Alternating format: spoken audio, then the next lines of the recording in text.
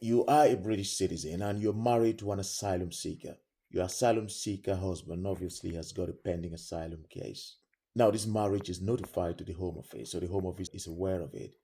It is good news to know that since you have notified the Home Office of your marriage to your asylum seeker husband, the Home Office will take into account your marriage in making their decision on his asylum case.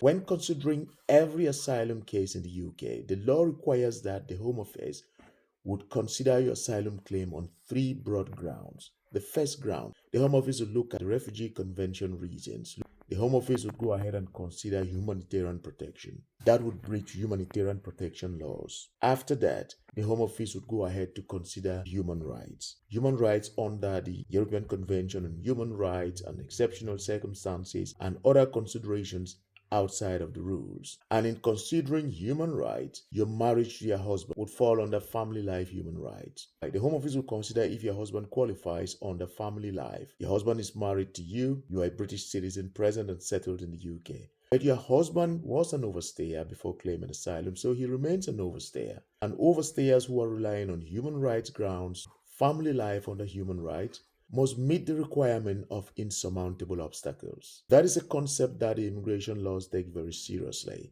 Your husband would have to prove that if you or your husband decides to go and exercise your family life in his home country, there would be insurmountable obstacles basically to settling there for you or your husband or for you both. Now, this threshold is quite high. If it is proven, then your husband will be granted leave to remain in the UK for 2.5 years. This would obviously not be the 5-year grant for refugee leave to remain, but it will be granted free of charge.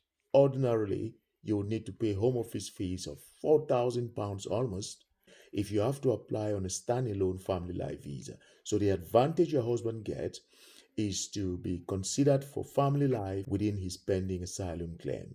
Now, if you need more on this or advice on how to go about your asylum claim in the UK, send me an email or ring my office to schedule a video appointment for legal advice.